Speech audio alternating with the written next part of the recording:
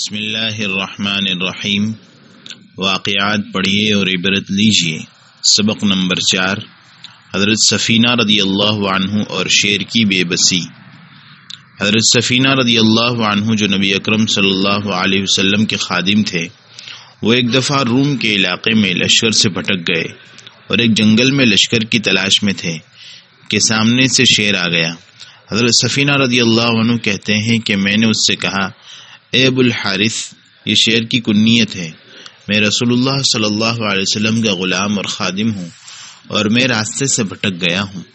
یہ سن کر شیر دم ہلاتا ہوا آگے چلتا رہا اور میں اس کے پیچھے پیچھے چلتا رہا، یہاں تک کہ لشکر سے مجھ کو ملا دیا۔ شیر کا عبداللہ بن عمر رضی اللہ عنہما کی فرمانبرداری کرنا۔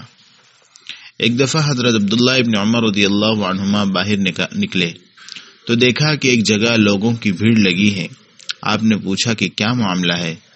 آپ کو بتایا گیا کہ ایک شیر ہے جو لوگوں کا راستہ روکے ہوئے ہے اور لوگ اس سے خطرہ محسوس کر رہے ہیں۔ حضرت عبداللہ ابن عمر رضی اللہ عنہما اپنی سواری سے اترے اور شیر کے پاس گئے اور اس کا کان پکڑ کر موڑا اور اس کی گدی پر مارا اور اس کو راستے سے ہٹا دیا۔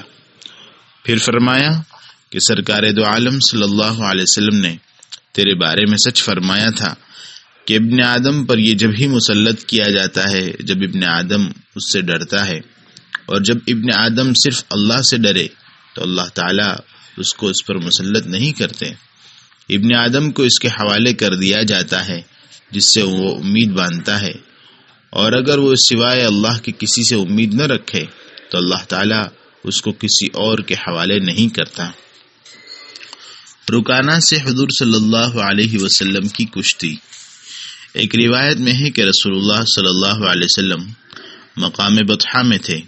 وہاں یزید بن رکانہ جو اس وقت کافر تھے اور عرب کے مشہور پہلوان تھے، حاضر خدمت ہوئے اور ان کے ساتھ ان کی بکریاں بھی تھی۔ کہنے لگے، اے محمد، کیا تم مجھ سے کشتی کرو گے؟ آپ صلی اللہ علیہ وسلم نے فرمایا کہ اگر میں نے تم کو پچھاڑ دیا تو تم کیا دو گے؟ انہوں نے عرض کیا کہ یہ ایک بکری دوں گا۔ چنانچہ آپ صلی اللہ علیہ وسلم نے کشتی کی اور ان کو پچھاڑ دیا۔ انہوں نے کہا، کیا دوبارہ کشتی کرو گے؟ آپ نے پوچھا، کیا دو گے؟ کہا، ایک بکری اور دے دوں گا۔ اور پھر کشتی کی، آپ نے ان کو پچھاڑ دیا۔ پہلوان نے کہا، اے محمد، کبھی کسی کی ہمت نہیں ہوئی کہ مجھے زمین پر گرائے، تم ہی وہ ہیں جنہوں نے مجھے پچھاڑا ہے۔ پھر وہ شخص مسلمان ہو گئے اور حضور صلی اللہ علیہ وسلم نے ان کی بکریاں واپس فرمائی۔